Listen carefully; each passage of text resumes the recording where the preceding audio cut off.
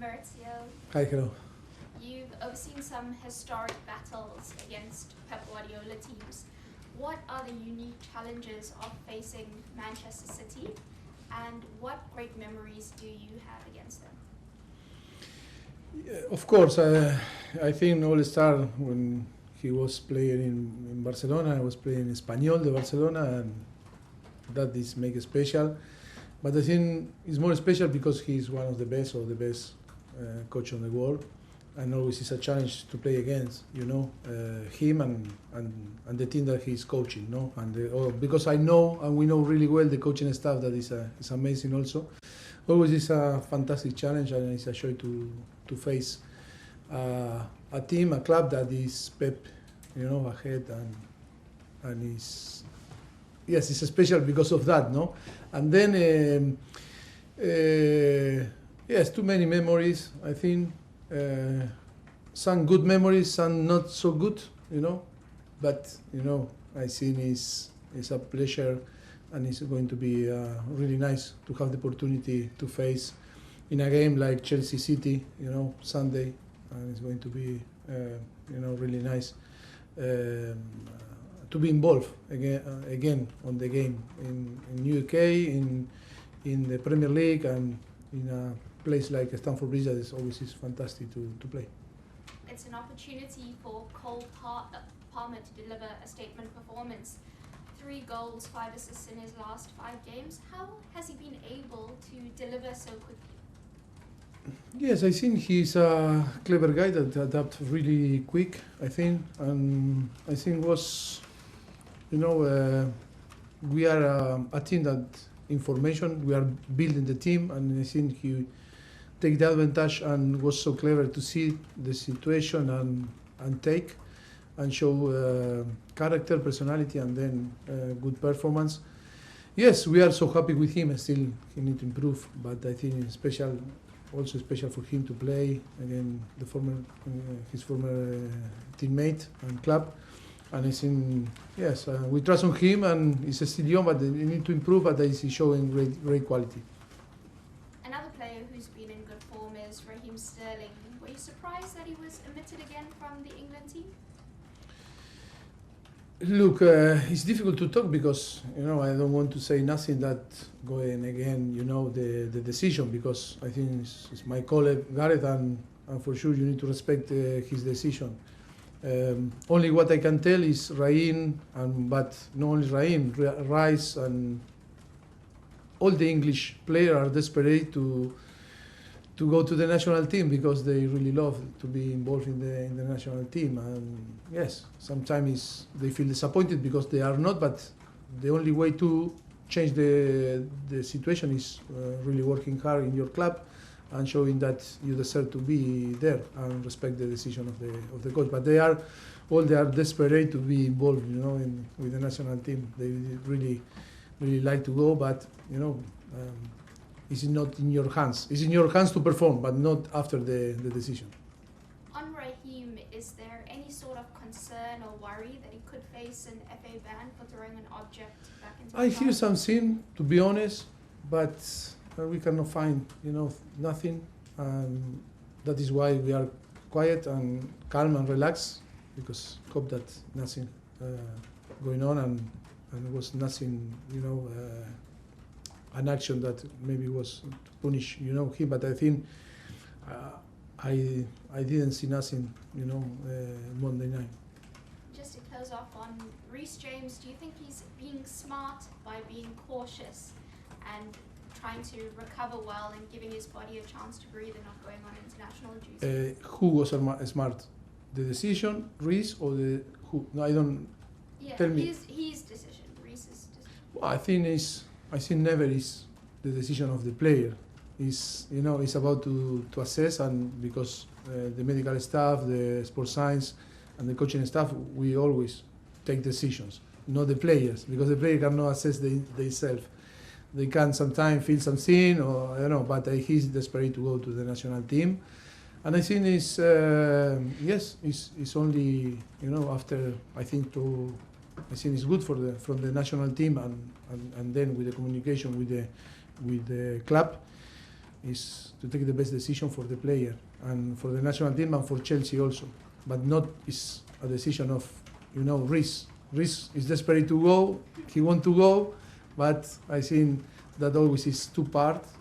Is the national team and the club. I think that take the best decision for him. And after all these problems, and now start to feel, fit again. I think I am happy that he's going to be with us because it's too weak to work with him again, and for sure he will have the opportunity to join the national team in the future. Alex, PLP. Hi Mauricio. Thank you. How are you? Fine, thank you. 4 days on from that crazy game on Monday night, you've had time to reflect on it. But why crazy? Why crazy? Just your average game, wasn't it? What have you taken from that performance, and just how much did you I learned a lot from the Battle of the Bridge. Remember, I said it was seven years ago. I got a lot of criticism. I remember after the 2-2 on this game, because too many people say to me that was my fault because I don't give, or don't teach the player into how need to behave, and to control the emotion in a game like this. I learned a lot. I think that what I can say that this type of game is about our tactic, technique, is players. It's about the form. It's about the approach of the game. It's about how you prepare the game. It's about too many things, and also it's about to control the emotion. Because I think one thing that we need to say that my player managed really well is the control of the emotion. When to be honest, we played 10-12 minutes, not in a good way, how we want it. I think when we conceded the goal, I think it was a big hit for us. We were in shock a little bit, and I think we provide them the possibility to play and maybe create one chance. But after this moment, I think we start to control the game, and then 11 by 11, we create chances, goal that disallowed. But then we force them to make a mistake, like I told before, and I think we played 120 million. I said million.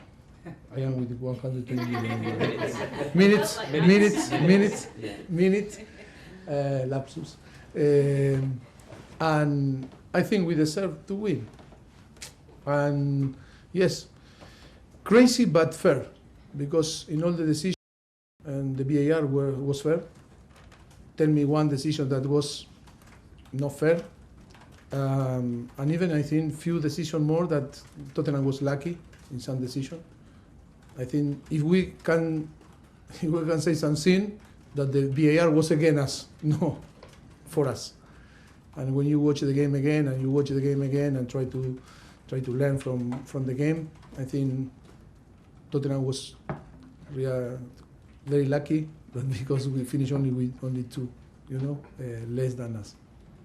And the result, of course. You say the players managed to control their emotions. Did Yes. that come from you? Did you keep your emotions No, under not from me. control? Not from me.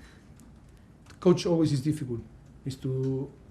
When appear the emotion on the pitch, it's difficult to control from outside. And I don't say I wasn't the guilty 7 years ago, I think so, but no, it's the guilty today. It's about that. I said I learned. When I watched the game again, I think I learned that was that really important to to have the players and how they keep calm in a tough moment, and then to force them to make the mistake and at the end to win the game. That was the objective. Another big game coming up on Sunday. Just how highly do you rate this City side? Would you say they're the best team in Europe right now?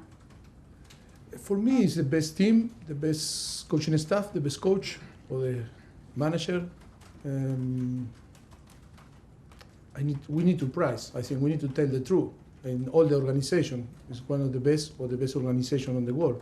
Because when you show the result that you are showing, it's because from the top and the bottom you are doing the thing really, really well. And we need to give credit to all the organization of Manchester City, from the top and the bottom. And of course, it's going to be a challenge. We want to compete against them. We really know that it's going to be tough, But I think we are going to go and try to compete in our best and try to, what we want is to win the 3 points because are important for us. Could it help Chelsea, the fact they are going into the game as underdogs? Can they use that to their advantage?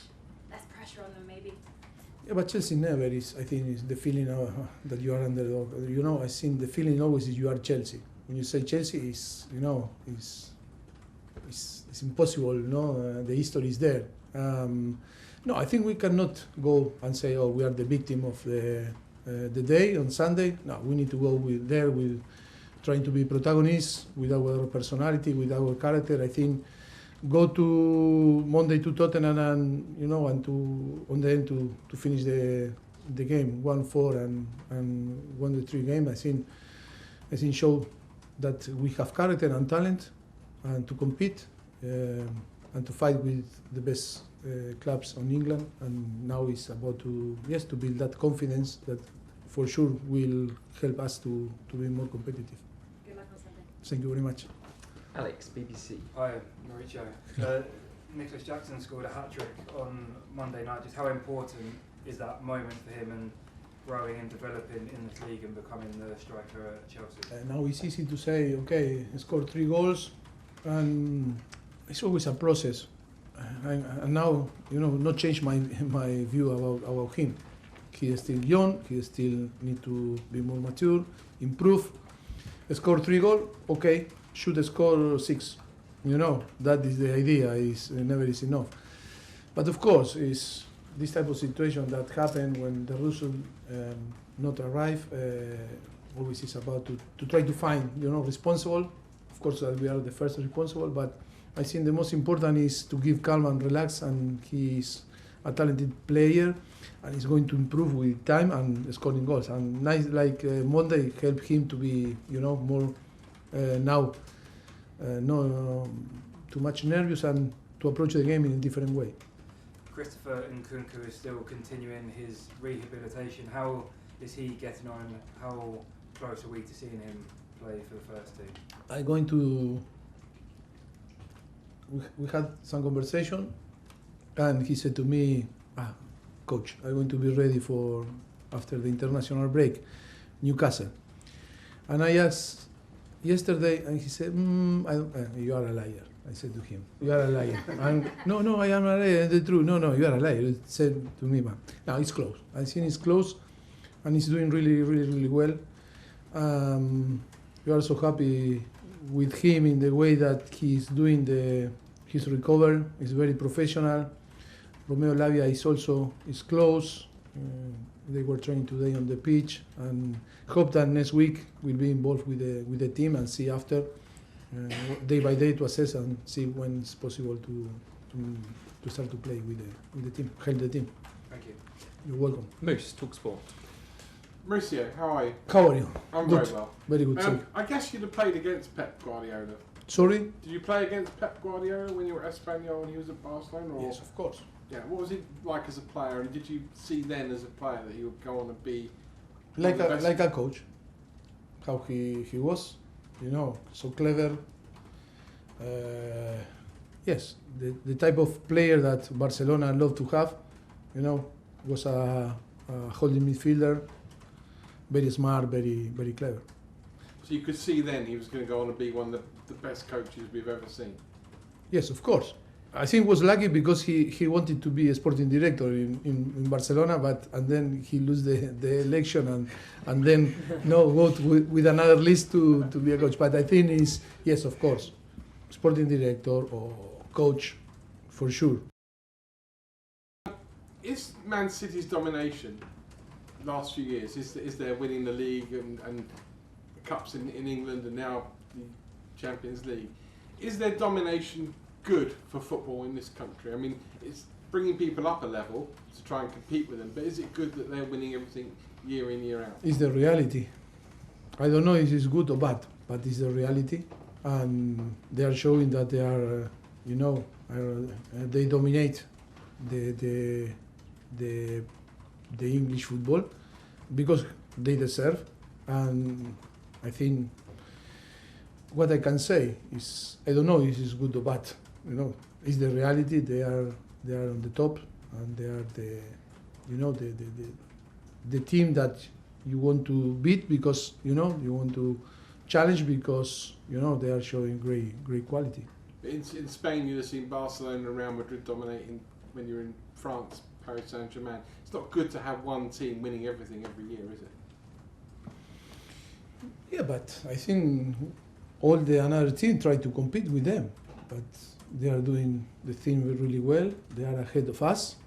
We cannot, that is for sure is going to be our objective in the future, to be ahead of everyone and try to dominate also the Premier League. Now we need to be clever and we need to be smart to try to challenge them and to try to, be in the place that they are now. All we are fighting to try to, to pick their place.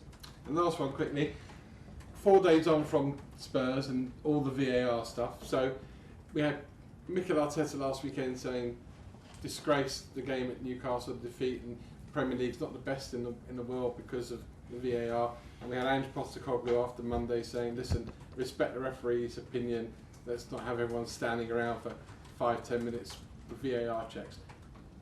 Where are you? Are you more with Arteta, are you more with Postecoglou, or are you in the middle? Albert, tell me, because it's difficult to know the position, because I don't want to be wrong. Ange, what he said? He was basically saying that he was brought up to respect the referee's opinion. The VAR. No, we need to respect the VAR. The officials that have to be the man that you respect in the middle, and VAR, we need to respect what they say and what the referee says. And Arteta the other day after the defeat in Newcastle was obviously very unhappy and very articulate about. It's difficult to judge for me and to put in one another side because I don't know Ange in which side is, left or right, I don't know, in the middle. And Arteta is clear that he's talking about one action that maybe different people have different opinion and it's not so obvious. I think Monday was so obvious all the decision that the VAR, because if we go back and we listen Klopp after Tottenham Liverpool when they disallowed a goal that was legal, it's normal that complain Klopp, or maybe it's normal to complain when Arteta believes that the ball was out or was foul. They push to the central back. I don't know. It's difficult. The most important thing is to have clear idea that we cannot go back with the VAR. The VAR is here, and we need to accept that the VAR is here. And now we need all together to try to find a way to use in the best way the VAR, because the technology is there. We cannot go back. Now we cannot go back. We cannot go back. That is why I told you, I think in my press conference before, I said, in the moment that we implement the VAR was the moment to talk and to say, be careful, because the consequence of in the way that we are going to in the next few years to go with the VAR is going to be really tough. But now when the VAR is here, it's okay. But I accept that Mikel or Klopp can complain, or Ange can say another thing, or or Pep or us. I think always we need to try to justify ourselves, and we need to defend our club and our interests. That is normal that we are always going to put, the word and in the way that we, when it's for us, okay, but when it's against us, okay, we are going to maybe not criticize, but to denounce, that wasn't fair. Brilliant. Good luck. Thank you very much.